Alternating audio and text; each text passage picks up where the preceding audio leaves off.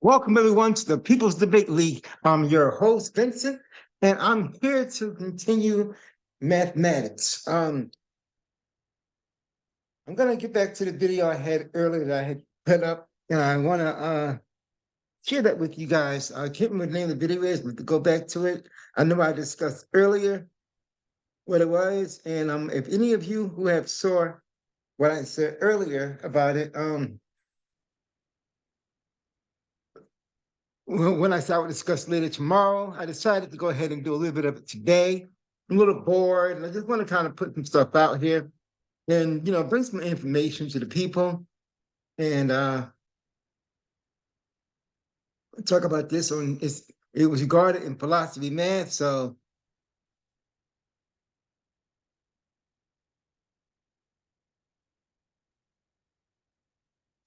I'm going to get back to that. Hopefully I can find the same article I had last time. I thought it was a really good article, and I want to get back to that. Yep. Philosophy mathematics. I found it. Okay, so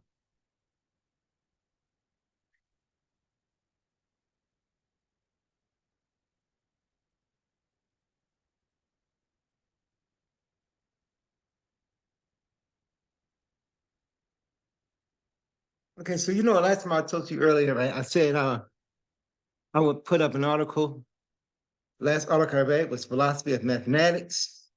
And I said that I would do another article today, tomorrow or next week. And I decided to just kind of get it out the way and do it today. I got a lot of time on my hand, just a day off.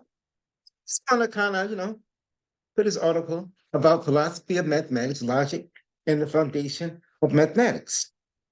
Okay. Um, I did pre-read this one a little bit. And as a lot of information to it, there's four schools, one logicism, uh, the other intuitism,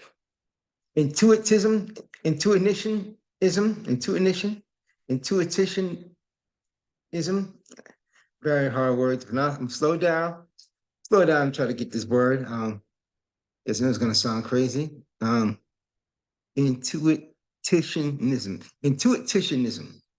Okay, I got it. Intuitionism. A little bit tongue twister. It kind of makes it weird. Formalism is one.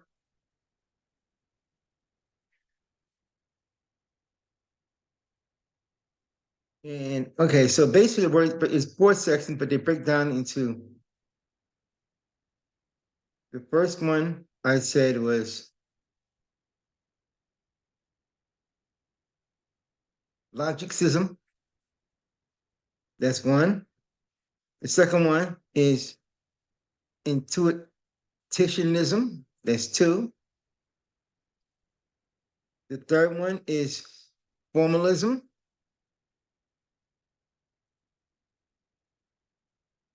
And the fourth one was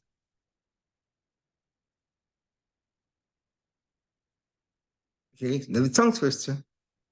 Predicativism. Predicativism. That's the four. Okay.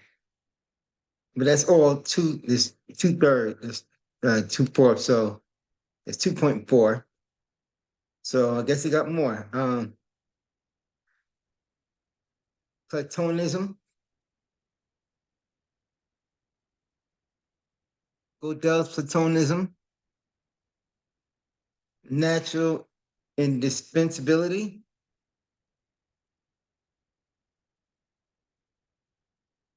three deflating Platonisms,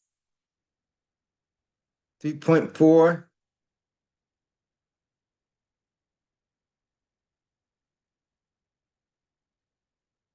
Okay, give me a second. It's then the Serios, epistemology problem, uh, 3.5,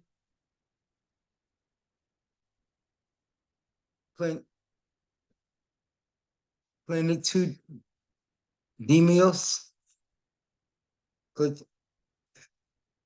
Platonism, structuralism, and, and nominalism. And four, numbers could be. What numbers could be? Okay, so I'll be honest with you. I'm not going to read this whole thing. I'm just going to touch a little bit on this part right here: philosophy, mathematics, logic, and the foundation of mathematics. So a lot of these words I want you to know are new to me. They're very new to me. Um, and I'm learning this information, and I don't have all the answers, you know, but I am learning this information, and I want to touch on this information here just a little bit because I think once my page really begins to explode and people really get to see what I'm bringing to the table, I know I had people. I don't have. Sorry, I know there's people out there that can actually help me um, better prepare my argument, that understand where I'm coming from, and can challenge the information and get the logistics of what I'm saying. So let me share my screen. And here it is. I'm going to share. The same article I read before, Stanford University. I mean, not Stanford University, I apologize. Stanford Encyclopedia of Philosophy. So here I go. Read this real quick. One, the philosophy of mathematics, logic, and the foundation of mathematics. On the one hand, philosophy of mathematics is concerned with problems that are closely related to cultural problems of metaphysics and epistemology. At first blush, mathematics appears to study abstract entities. Okay, so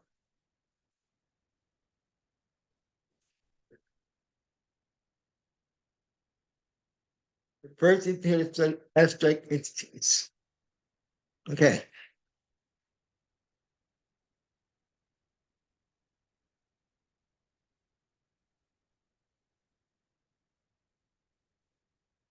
Okay, so this makes one wonder what, sorry, this makes one wonder what the nature of the mathematical entity consists in and how we can have knowledge of mathematic entities. If the problems are regarded as intractable, then we might try to see if the mathematical objects can somehow belong to the concerns to the concrete world after all. Okay.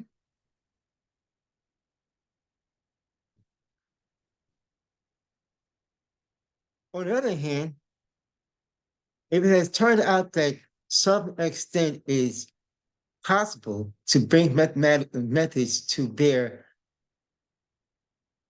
on philosophical questions concerning mathematics,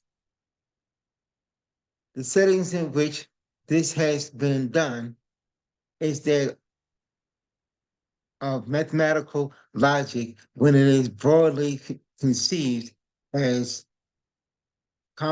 comprising proof and proof theories and model theory, set theory, computability theory, subfields. The 20th century has witnessed the mathematical investigation of the consequence of what are at bottom philosophical theories concerning nature of mathematics.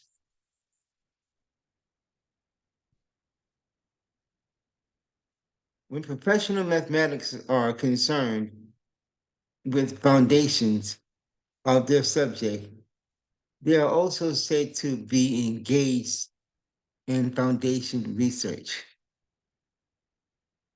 When professional philosophers investigate philosophical questions concerning mathematics, they are said to contribute to the philosophy of mathematics.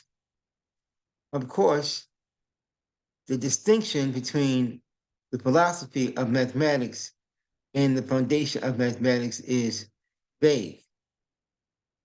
And the more interactions there is between philosophers and mathematics working on questions pertaining to nature of mathematics, the better.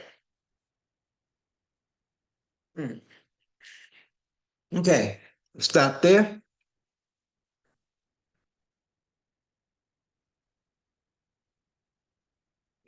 So, the few things I want to point out here that I thought were very interesting that I want to go over with you guys. So,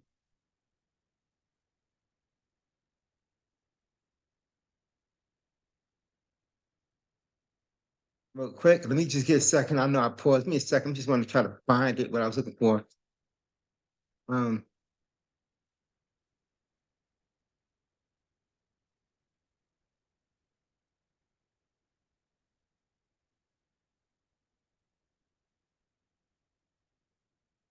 okay, here it is right here. So he starts to read it and he says, he talks about the philosophy of mathematics and the concerns it has with the problems that are closely related to central problems, metaphysics and empiricism. And then he goes on to talk about the abstract entities. This makes one wonder, and he said, this makes one wonder if the mathematical entities in consist in how we can have knowledge of mathematical entities. So my thing is, what are they talking when they say mathematical entities? What are the mathematical entities that they're actually talking about? Um, and then he goes further down talking about the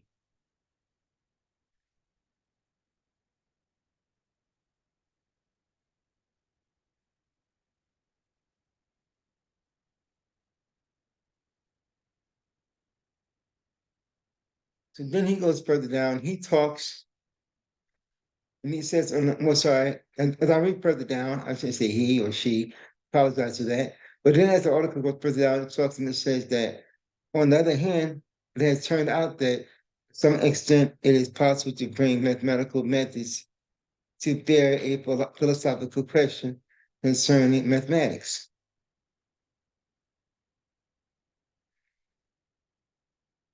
And it goes on, he says, in which this has been done is that mathematical logic, when it is broadly conceived as comprising proof theory, model theory, set theory, computability theory as subfields.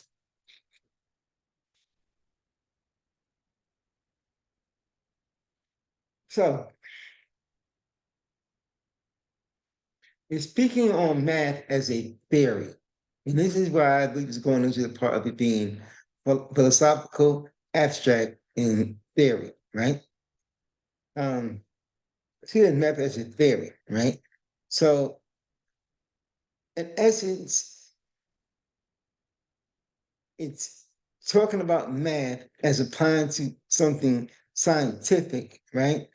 But is it a theory because of the fact that the math that they're giving you is a theory because there's no way to actually give an accurate number for that area in which it is trying to calculate?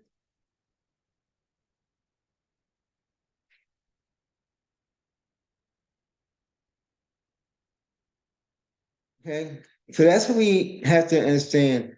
But does that mean that the information is not true, or does it mean that it is not accurate? What does it mean when it says that it's mathematical theory?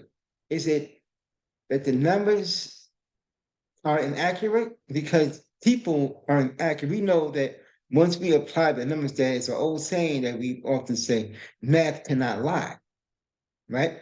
People lie, numbers don't lie, right? But if we are not at the time when they were writing, they had no way of actually giving you the actual data to calculate what is the exact number of this mathematical formula that they came up with. So they're kind of theorizing based on the system of numbers that they use, like the 360 model, based off of the 660 triangles of all being equal parts. And I hope I said that right. But that's what it's saying when it uses that terminology. Um,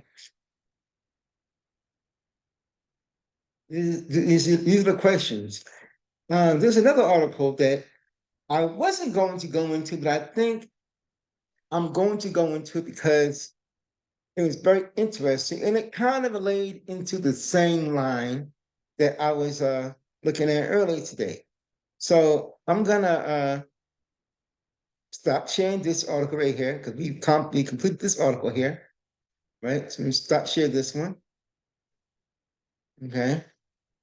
Now I'm gonna go back up here. You're not gonna see this right now.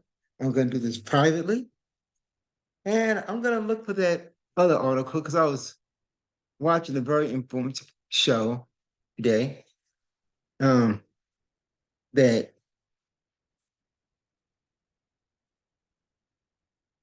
reminded me of something that an old Moorish friend of mine had spoke to me on, and I want to go into it. And I also saw this a YouTube video I watched years back, and it spoke on Moorish mathematics. Um, and let me see if I can find this article. Hopefully, I got it.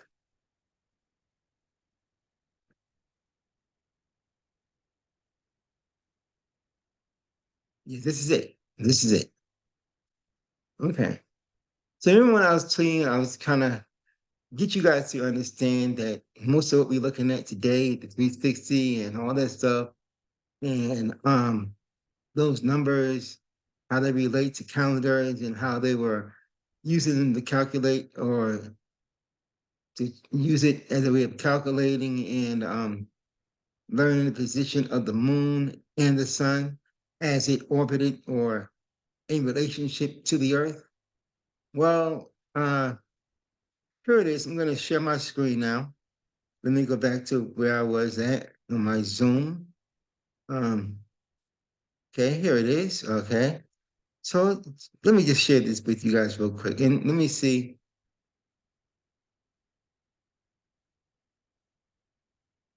what you guys think. And there's some very interesting mathematical equations in this here. And it's so funny. Uh,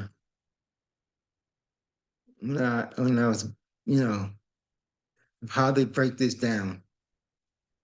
So here it is. This article, let me see. Again, I like to give credit for the origin. And Alan Murray, Moorish photography, the Moorish artist. Let me see. Let's see what else I can find about this article. Who's it from?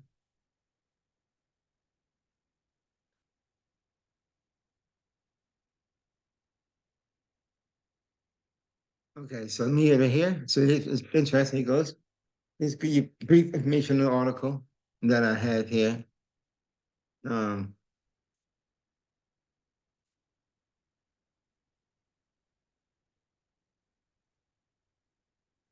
it says the equinox degrees, mathematical, Moorish, Latin, science, solstice degree in Spanish. So here it is, Moorish mathematics, the science of MR, nature of 49 by Al Jameer Day. October 29, 2015, Al Jameer AL, leave a comment. So I'm gonna contact this brother. So Al Jameer, Ricky Bay. So here it is, interesting. So let me just pause looking right here, right? So you look at this here, it says Morse mathematics 0 through 9, sacred geometry 13. Okay, in 13. Okay. So look down here. You notice up here it goes this one here column, then it goes AJS, two here column, it goes BKT, three column CLU, and so on and so on and so on and so on. It just kind of gives you the constant, it gives you this numbers they go across, across the A, B, C, D, H, I. Everybody knows the alphabet. I'm not gonna read you the alphabet. So here it is. Here it goes down to numerical chart 1 through 9. M equals 4. So M and there's 4, right? Okay. R equals 9. There's R, there's 9. Okay. So 4 plus 9, so 4, 5, 6, 7, 8, 9, right? It's 9, 4 plus 9, right? It's 9 right there. Okay. So you got 9. You count 4 more. 10, 11, 12, 13. Right? Right. You got 13. Okay. So you have 9 plus 13 equals, sorry, 4 plus 9 equals 13. See, is there here? I'm sorry, I went too far ahead of myself. Let me go back to us. But let me go back down where I was at here, right? So let's start here. The numerical value equals M. So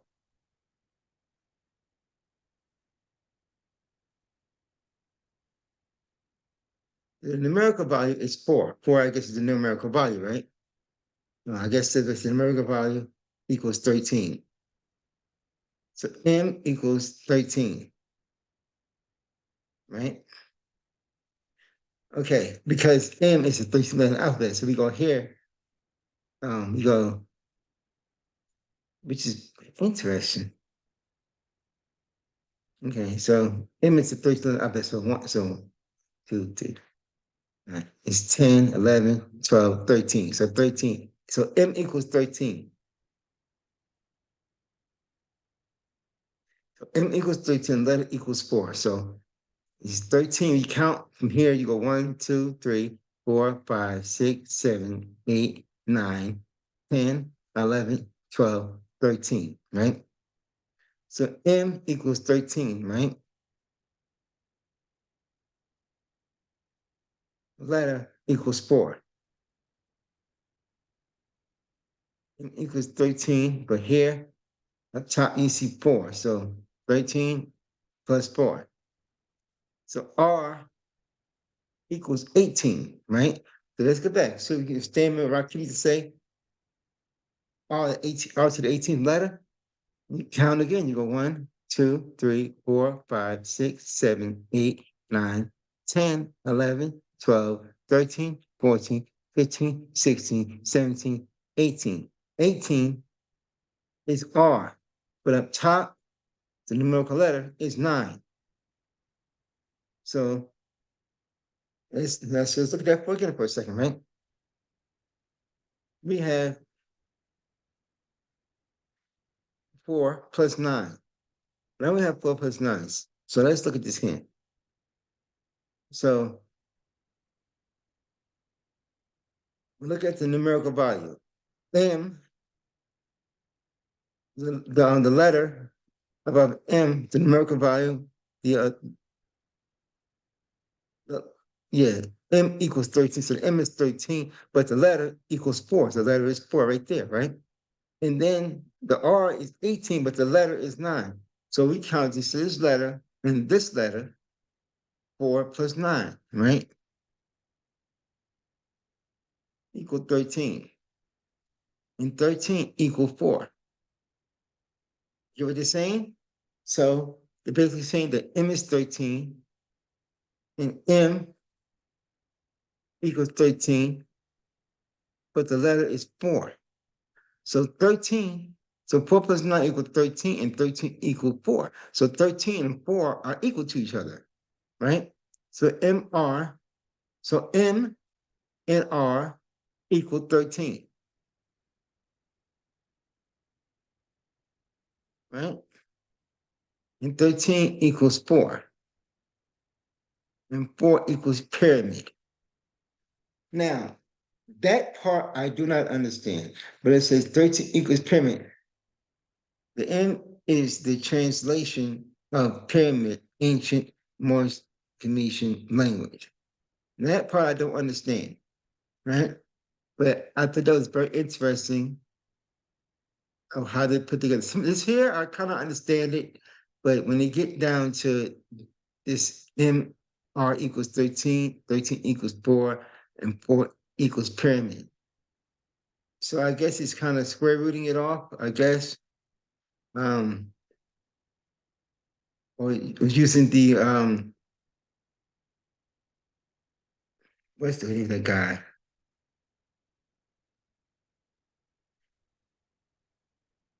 Barron's theory, I think his name is. So and here goes some more numbers, and I'm not gonna get into all this, right? But if you notice how after he did these things here, right? The numerical value of lights, green and red, R equals 9. So here, it's back here. R equals 9. So you go there again. Plus 5 plus 4. Plus 5 plus 4.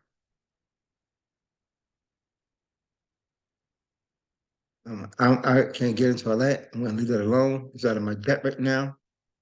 But you notice how further down here, right? It goes into March 20, portal spring equinox.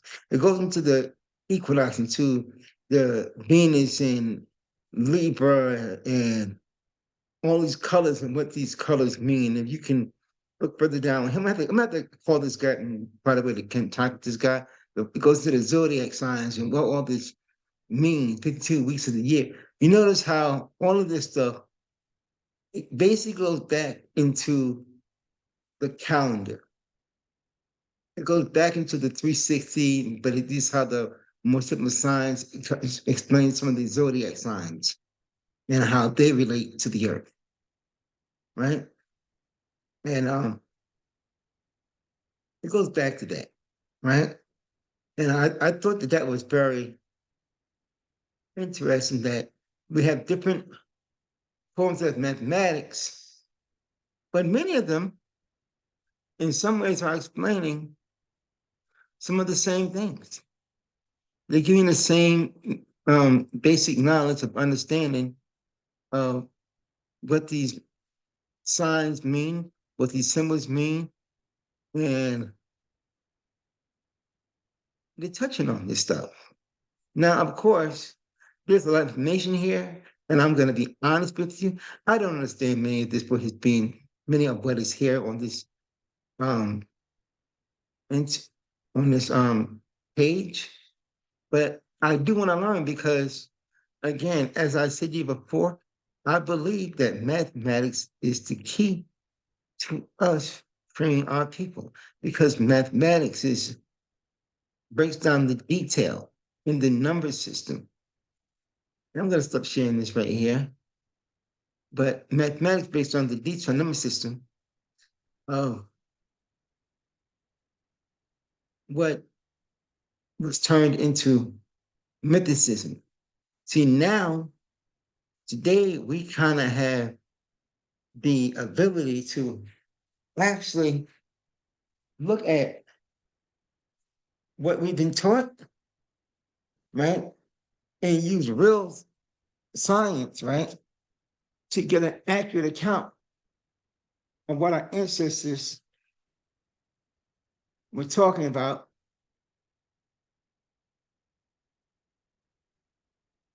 during that time, right?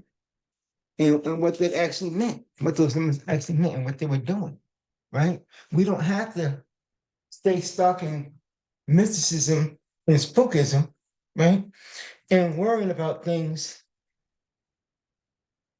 that are accurate. And I think that it's very important, right? To get a little ice, y'all. I take a little drink.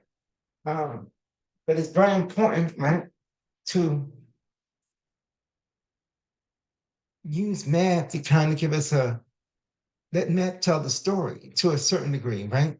We've allowed books, we've allowed religion, we've allowed science to kind of explain some things and tell a story, right? But we have to start applying and put them all together. And I know there's many people who say, nah, don't destroy the religion. Don't do that. Let them have it. Let them have it, right? And this is my theory on it, right? And this is why I stand on the situation here, right? Me, I'm a truth seeker. I seek the truth, right? And try to get close to an accurate knowledge as I can, right? And this is why I want to say what I'm going to say, right? My theory is this, right?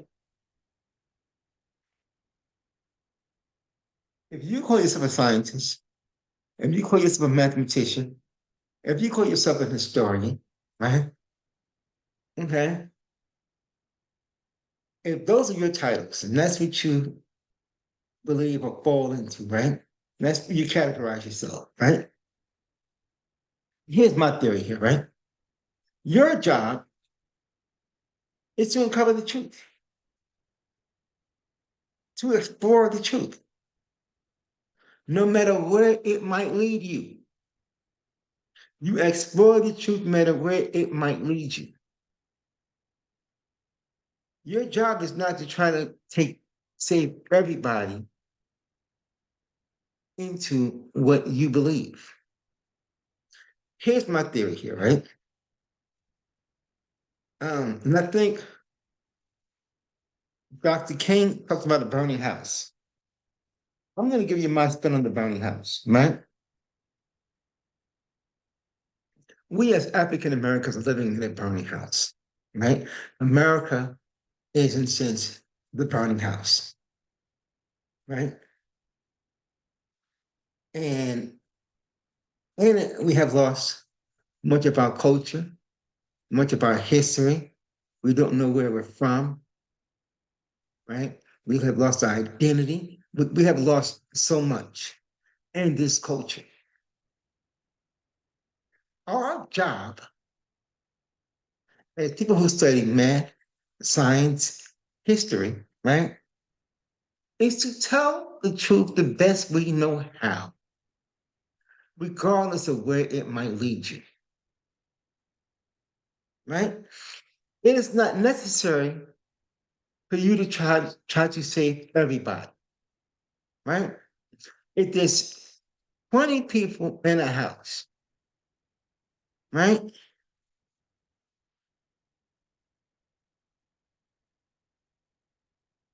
Right? And you can't save everybody in the house. And there's 5 people who are able to go in, right? Now, this is just probably horrible math, right? But my point I'm trying to make is this, right? It is a house of 20 people that are burning inside of a house, right? And there's 5 people who are strong enough to go in to the house. You don't have to save one person, you shouldn't have to go in and save 20 people out of the burning house. I'm gonna say that again. One person can't be responsible to go in and save out of the 20 people out of the burning house. When there's still 4 more people, he can go in and help save the other people. So my thought is this, right? Each person go in and try to save 2 or 3. Hey, if you can save one, right? But you don't try to save everybody. Your job is to pull 2 or 3 people out of the burning house, right? Because there's gonna be some people in that house, right, who don't want to go, who are gonna want to sit and stay inside the burning house, who are gonna die inside that house. You can't save everybody from the house. You're only able to save 2 or 3 out of the house, right? Because while you're trying to save the whole house, some of the mugs are holding you back. Some of the mugs are arguing with you about the best route to get out of the house. If they knew how to get out of the burning house, they wouldn't still be in the burning house. Some of them may even recognize that the house is even burning.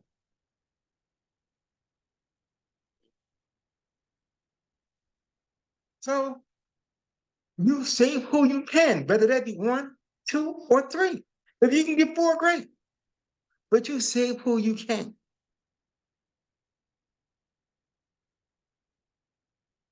And I believe that science, math, and history are some of the ways to save the people that are in that burning house.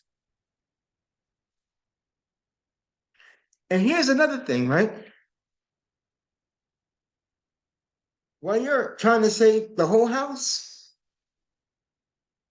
there's 1 or 2 waiting for you to take them out of there.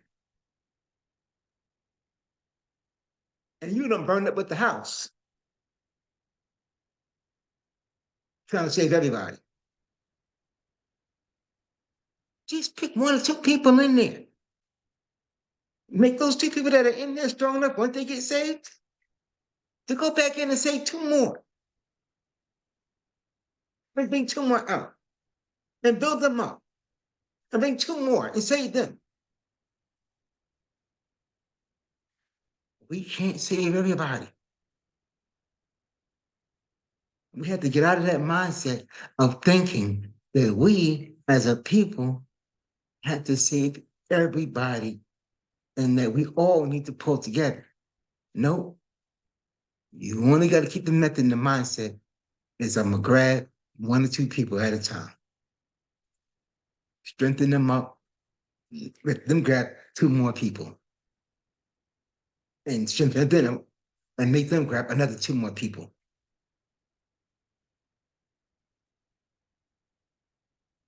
Right? And then also warn those who are in that burning, who were looking to go into the burning house, and nah, man, you don't want to go in there. That's a burning house. But if they go in there, They made their choice. They made their choice to go into that burning house. And nothing you could do about it. But understand, we can't save everybody. Save who you can. Make them strong enough to save two more. That right there is all I want to say. That's my time. I appreciate you guys. Again, I want to say this. Please, please like, share, subscribe, leave a comment in the section. I want to hear what you think.